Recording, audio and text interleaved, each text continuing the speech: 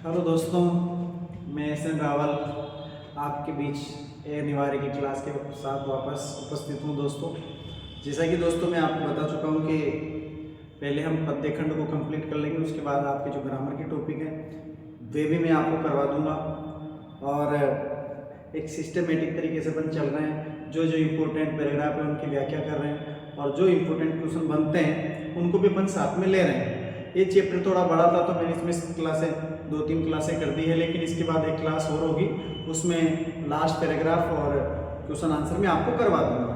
तो आइए दोस्तों, क्लास की शुरुआत करते हैं। और यदि आप मेरे यूट्यूब चैनल पर नए हैं तो आप सब्सक्राइब कीजिए, लाइक कीजिए, कमेंट कीजिए और ज़्यादा से ज़्यादा शेयर कीजिए। दोस्तों आइए आज शानदार क्लास को अपन शुरुआत करते हैं। आइए दोस्तों, चैप्टर चल रहा था अपना तुलसीदास, और तुलसीदास के 2 कविता हमने कर लिए थे।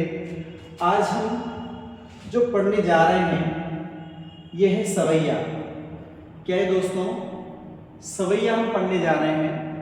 सवैया जो कि एक वार्णिक छंद होता है, वार्णिक यूँ कह सकते हैं कि समछंद होता है, जिसमें 4 चरण होते हैं और प्रत्येक चरण में 22 से लेकर 26 तक वर्ण होते हैं।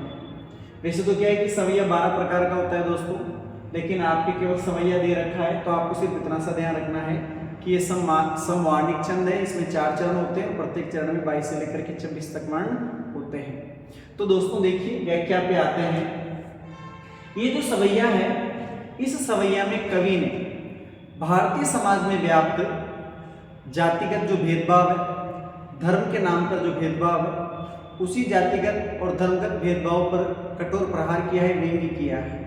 संदर्भ की बात करें तो देखो, प्रस्तुत काव्यांश हमारी पाठ्य पुस्तक आरो भाग 2 में संकलित कवि तुलसीदास द्वारा रचित कवितावली से अवतरित है। ये जरूर ध्यान रखें दोस्तों, कवितावली, ये क्वेश्चन बन सकता है। किससे लिया गया है? कवितावली से लिया गया है। इसके पहले जो 2 कविता थे वो भी कवितावली से लिए गए थे।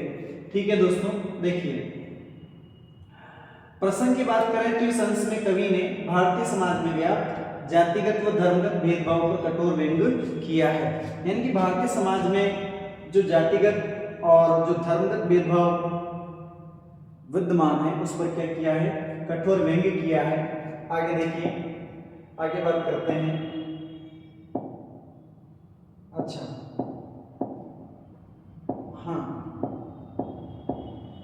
देखिए, व्याख्या मैं आपको करके पहले सुना देता हूँ, फिर उसके बाद आप इसका काव्य सौंदर्यपन देख लेंगे। देखिए, दूत कहो अवधूत कहो। दूत का मतलब होता है बुरा व्यक्ति, अवधूत का मतलब होता है अच्छा व्यक्ति। साधु कह सकते हो, सज्जन आप कह सकते हो। ठीक है, साधु आप कह सकते हो, अवधूत का अर्थ वैसे साधु सज्जन साधु ही होता है, लेकिन आप साधु के लिए अच्छा व्यक्ति भी कह सकते हो। दूत का मतलब होता है बुरा व्यक्ति। रजपूतु कहो जोलहा कहो कहो। रजपूतु मतलब राजपूत जाति का, और जोलहा जो कि मुस्लिम संप्रदाय में क्या होती है? एक जाति होती है जुलाहा।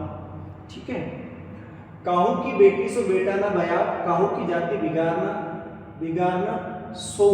यहाँ कुछ छूटा हुआ है, मैं पूरा कर देता हूँ। बिगाड़ना सो, देखिए छूटा हुआ, उसको पूरा कर दूं मैं। यहाँ पर लिखा हुआ है दोस्तों बिगाड़ना सो, इस तरह से। ठीक है, देखिए बात करते हैं वापस देखिए। तुलसी सरनाम गुलाम राम को। सरनाम का मतलब होता है प्रसिद्ध। क्या होता है? प्रसिद्ध।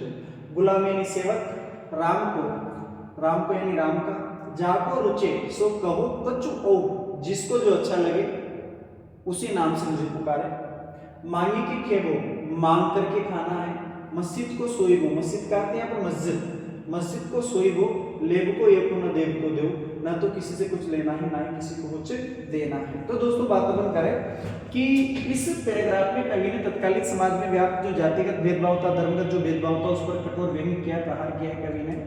और देखिए, दूत कहो अवधूत कहो, रजपूत कहो जोलहा कहो। कवि तुलसीदास कहते हैं कि संसार के लोग चाहे मुझे अच्छा कहें, बुरा कहें, हिंदू धर्म के अंदर मुझे राजपूत जाति का कह दें, या फिर मुस्लिम संप्रदाय का मुस्लिम धर्म के अंदर या मुस्लिम संप्रदाय के अंदर मुझे जुलाह जाति का कहें, इससे मुझे कोई फर्क नहीं पड़ता।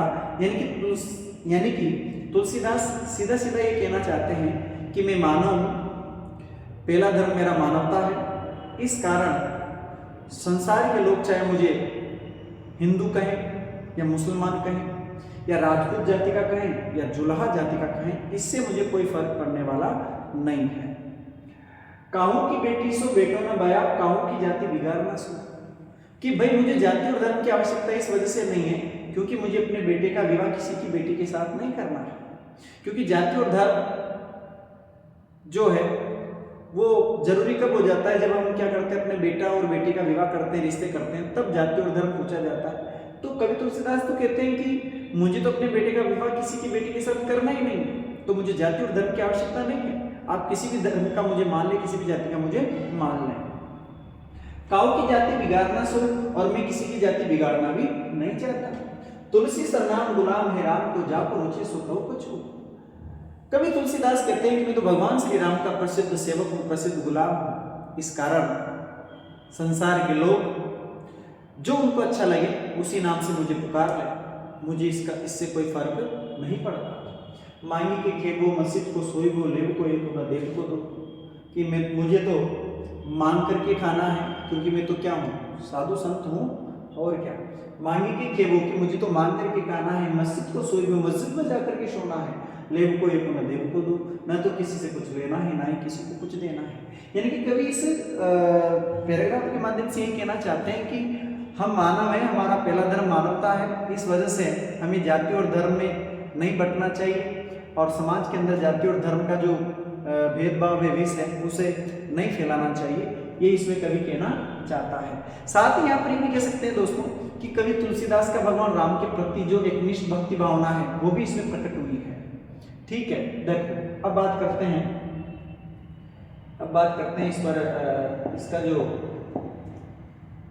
क्या नाम है, काव्य सौंदर्य। देखिए इस अंश में कवि ने सर्वधर्म समभाव की भावना प्रकट की है। बिल्कुल सभी धर्म समभाव, यानी कि सभी धर्मों का क्या करना चाहिए, आदर करना चाहिए, सम्मान करना चाहिए, ये भावना इसमें प्रकट हुई है।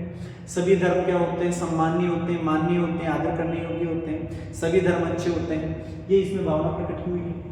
तुलसीदास की राम के प्रति 2 बार लिखा हुआ है, तुलसीदास की राम के प्रति एक निष्ठ भक्ति भावना में प्रकट हुई है। यानी कि राम के प्रति पूर्ण रूप से तुलसीदास जो है वो पूर्ण रूप से समर्पित है भगवान राम के प्रति।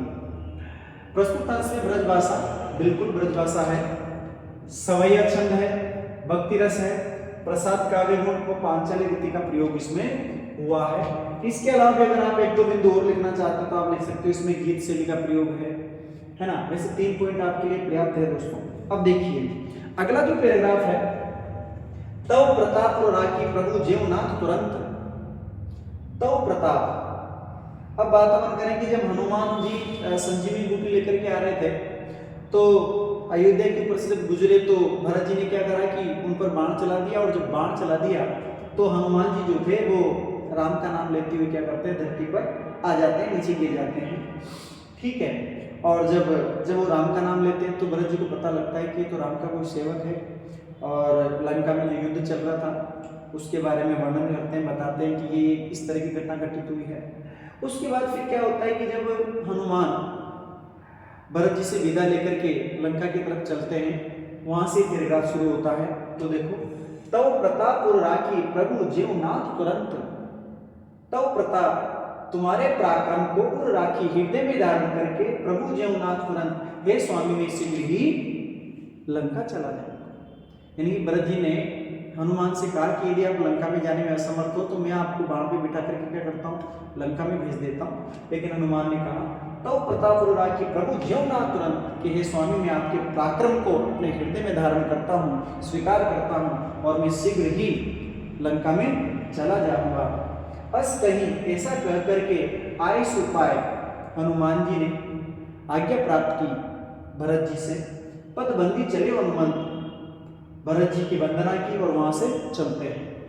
भरत बाहुबल सिंह गुण प्रभु पद प्रीति अपार, मन मऊ जात सराहत पुनि पुनि पवन कुमार। कवि तुलसीदास कहते हैं कि जब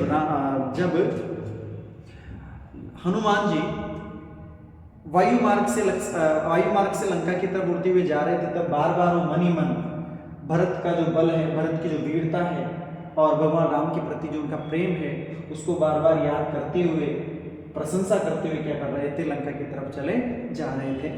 यानी कि हम यूँ कह सकते हैं कि इस पैराग्राफ में कवि तुलसीदास ने भरत जी का राम के प्रति जो प्रेम है, उस प्रेम को प्रकट किया है और साथ के साथ हनुमान जी जो हैं वो भरत जी का जो राम के प्रति प्रेम है उसकी प्रशंसा प्रकट करते हैं।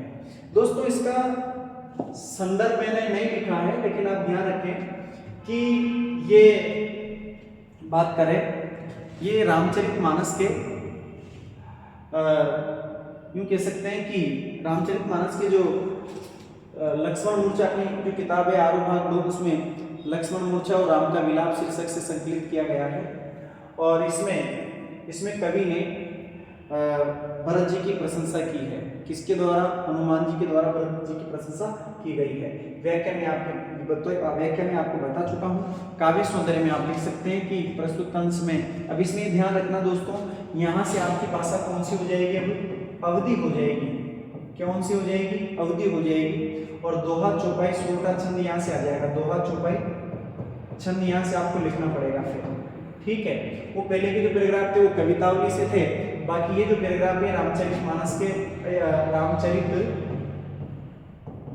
के लंका कांड से लिया गया है।